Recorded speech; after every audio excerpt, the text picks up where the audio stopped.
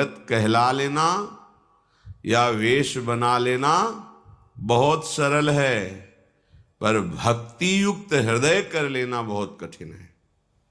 क्योंकि अनेक जन्मों से ये मायाकृत आकर्षण, भोग विलासिता के प्रति सुख बुद्धि ये पिंड नहीं छोड़ती।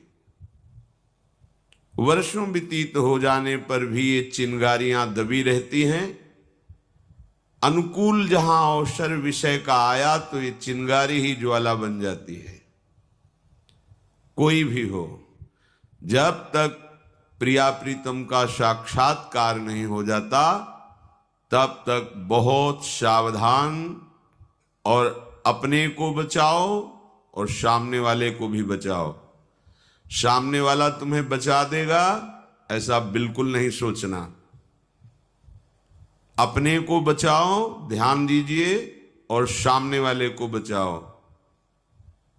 बिल्कुल ऐसी आशा मत रखो कि सामने वाला तुम्हें सतमार्ग में टिके रहने देगा। हो सकता है वो भगवान की माया से प्रेरित होकर तुम्हें भ्रष्ट करने के लिए आया है। इसलिए बहुत सावधान, सतर्क। सत्संग का तात्पर्य है असत्संग के त्याग का बल और सत का बोध।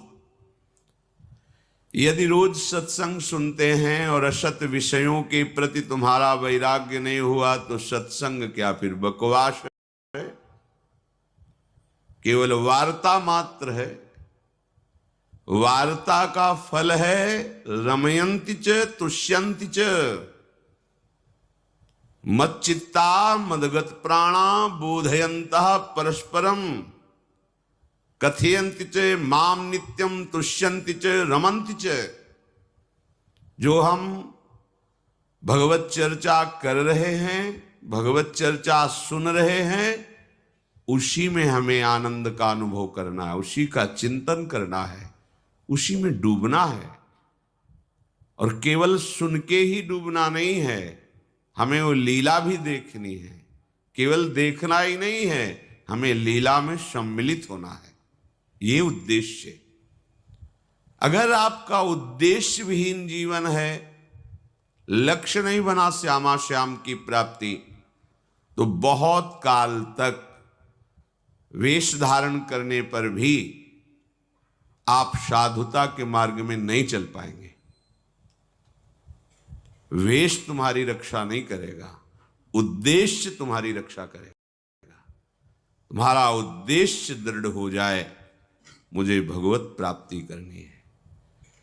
ये भगवत मार्ग देख सुन करके सब लोग जा रहे हैं तो हम भी जाएं, ये ऐसा मार्ग नहीं है। ये विवेक विचार पूर्वक कदम बढ़ाया जाता है। चाहे जैसी परिस्थिति हो, चाहे जो गलती हमसे हो जाए, हमें रुकना नहीं, टूटना नहीं, झुकना नहीं। बहुत से बहुत मृत्यु ही तो होगी, इसके आगे कोई दंड है ही नहीं। मृत्यु तो बहुत बार देख चुके हैं, अब मुझे मृत्यु का भी भय नहीं, आगे बढ़ना है। अगर हम कहीं फिसल जाते हैं तो कोई आश्चर्य की बात नहीं है। ये बहुत फिसलन का मार्ग है। बहादुर बनो, तत्काल उठो, आगे बढ़ो। अर्थात अपनी फिसलन के विषय में चिंतन करके अपने को निरुत्साहित मत करो। बहुत जन्मों के बाद दांव लगा है भगवत प्राप्ति का। माया भी दांव फेंकेगी आपको फिसलाने का, आपको गिराने का। नहीं गिरना। गिर जाते हो तो उठो, रुकने का समय नहीं है। प्रभु अजान बाहु अभेद भुज दंड मूल आपसे मिलने के लिए आपको चयन कर लिया है। विचार करो तो रोना आ जाएगा कि उनकी कितनी कृपा है। पर अपने विचार शून्य, भोगों में सुख बुद्धि रखने वाले, अपने स्वामी की बात ना मानने वाले, फिर भी हमारे पास है एक मार्ग। हमें कैसे भी परिस्थिति में अपने प्रभु का आश्रय नहीं छोड़ना। कहीं भी गिर जाएं, आश्रय नहीं छोड़ना। ये जो विषाद होता है, दुख होता है, पश्चाताप होता है, निरुत्साह भाव आता है, ये आपकी कमी है। पहली बात, जो आज्ञा में रहेगा विश्व में किसी भी शक्ति की ताकत नहीं कि उसे गिरा सके। लिख लो, दिमाग में लिख लो। यदि आप गुरु आज्ञा पर रहोगे, शास्त्र आज्ञा पर चलोगे, तो विश्व ब्रह्मांड में किसी की ताकत नहीं, दैवी शक्ति की भी, कि आपको परमार्थ से भ्रष्ट कर दे। आप वहीं गिरोगे जहां आज्ञा का उल्लंघन होगा। फिर भी सुधार करो। 100 बार गिर जाओ तो भी रुकने की मन में वृत्ति नहीं आनी चाहिए।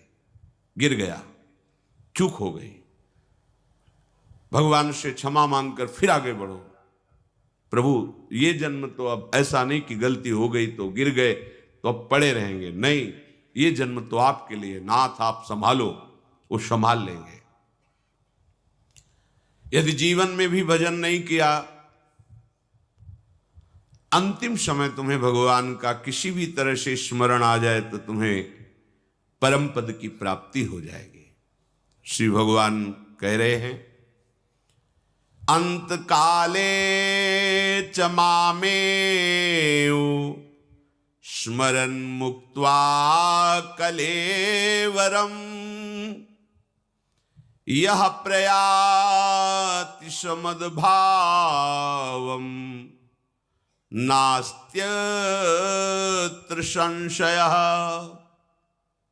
जो मनुष्य अंत काल में किसी भी तरह से मेरा स्मरण करके शरीर छोड़ता है, वह मेरे स्वरूप को प्राप्त हो जाता है, अर्थात भगवत प्राप्त हो जाता है। इसमें बिल्कुल संदेह ना करना, स्वयं भगवान कह रहे हैं, नास्त्यत्र संशयः, संशय की कोई गुंजाइश नहीं। किसी भी तरह से भगवत स्मरण हो जाए, किसी को बहाने से हम प्रभु का नाम पुकार लें, या कोई आकर कृपा करके अंतिम समय हमें नाम सुना दे, प्रभु का चित्रपट दिखा दे, प्रभु की चर्चा करने लगे, नाम कीर्तन करने लगे, तो उस मरणासन व्यक्ति को भगवत प्राप्ति हो जाएगी। अगर भगवत प्रेमी महात्मा किसी का शव जाते हुए देख ले, चिता की धुएं को देख ले, चिता की राख को छू ले, उस जीव का कल्याण हो जाता है। सोचो, जिन भगवत चरणारविंद का आश्रय लेने वाले महापुरुषों का ऐसा प्रभाव है, क्या आप भगवद आश्रित नहीं हो सकते? आप भी तो भगवान के अंश हैं, प्रभु के बच्चे हैं। क्यों अपने जीवन को दुख में डाल रहे हो? बड़े आश्चर्य की बात है कि हम लोग जानबूझ करके गड्ढे में गिरते हैं, जानबूझकर पतन के मार्ग को अपना लेते हैं।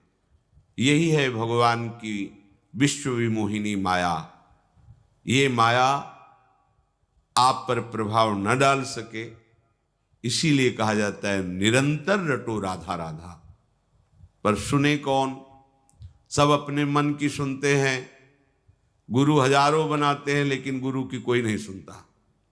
बड़े बड़े संत व्याकुल होकर के, हर प्रयास करके, निराश होकर के, अपमानित होकर संसार से गए। जगत मंगल की सामर्थ्य रखने वाले महात्माओं को यहां अपमानित किया गया, मारा गया, निंदा की गई। अपमान, निंदा, पीड़ा, प्रहार सब सहकर वो जगत के मंगल के लिए अपने जीवन को न्यौछावर किया। हम लोग ऐसे मूढ़ आत्मा हैं कि उनकी बात ना मानकर नरकगामी क्रियाएं, नरकगामी चेष्टाएं नहीं छोड़ पाते। महात्माओं को अगर दुख होता है तो केवल इसी बात का दुख होता है, इतना दिव्य जीवन बन सकता है आपका कि आप पूरे भुवन को पावन करने की सामर्थ्य रख सकते हैं। आप ऐसे भगवान नाम से, भगवत चरणारविंद से विमुख होकर मलमूत्रों के द्वारों में भटक रहे हैं, इसी बात का दुख होता है। अरे ये तेरा विषय नहीं है प्यारे, तू सच्चिदानंद प्रभु का अंश है। जो महासुख राशि है, स्वरूप की तरफ लौट।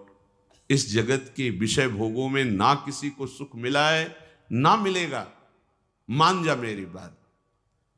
ये जितने भी शास्त्र हैं, ये सब आपको सुख देने के लिए है। इनकी जितनी भी आज्ञा है, ये आपको दुख से निकालने के लिए है। ऐसा नहीं कि मनमानी ढंग से लिखे। आप देख लो, जहां आप शास्त्र आज्ञा का, गुरु आज्ञा का उल्लंघन करते हो, वहीं पिट जाते हो, वहीं तुम्हें मुंह खाना पड़ता है, वहीं तुम गिर जाते हो। नहीं, तुम्हें कोई नहीं गिरा सकता।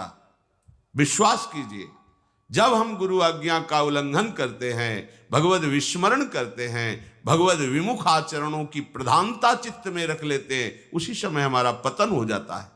क्रिया तो बाद में होती है, चिंतन पहले होता है।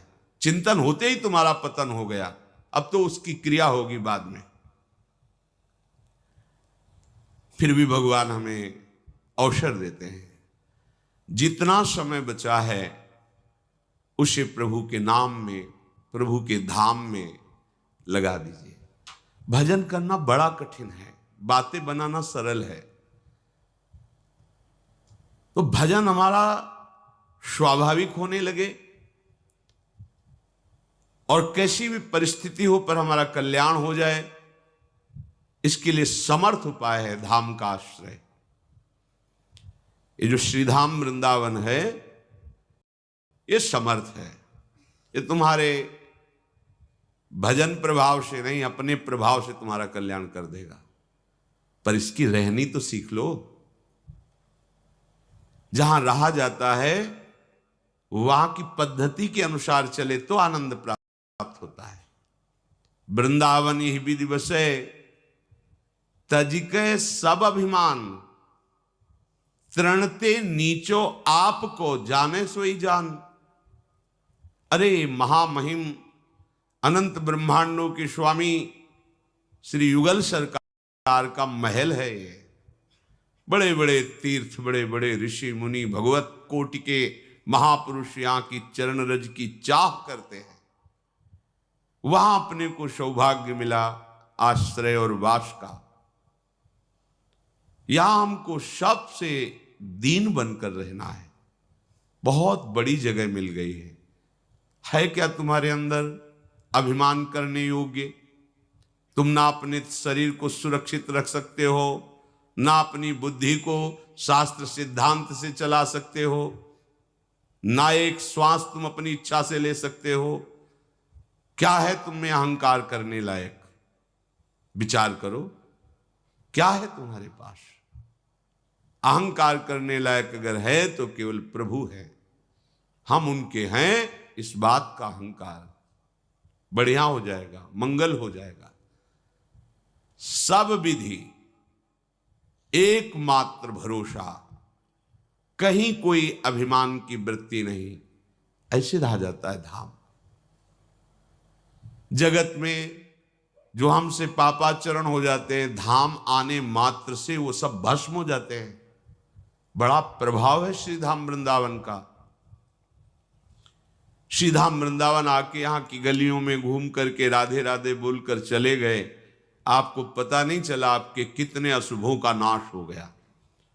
अगर कहीं यहाँ कोई दंड विधान हो जाता है, आपकी जेब कट जाती है, चैन कट जाती है, या कुछ आपको ठोकर लग जाती है, चोट लग जाती है, ऐसा कुछ नाच पड़ो, बहुत बड़ी बात हो गई। ये बात समझ में आपके नहीं आएगी कि हमारे तो जेब कट गई, हमें तो चोट लग गई, तुम कह रहे हो बहुत बड़ी मंगल बात हो गई। ऐसा अशुभ जो तुम्हें वर्षों भोगना पड़ता, क्षण में बिहारी जो नष्ट कर दिए अपने धाम में, बड़ा मंगल में है। वैकुंठ की महिमा शास्त्रों में बहुत वर्णन की गई है। भगवान श्री नारायण देव जी का जो धाम वैकुंठ है,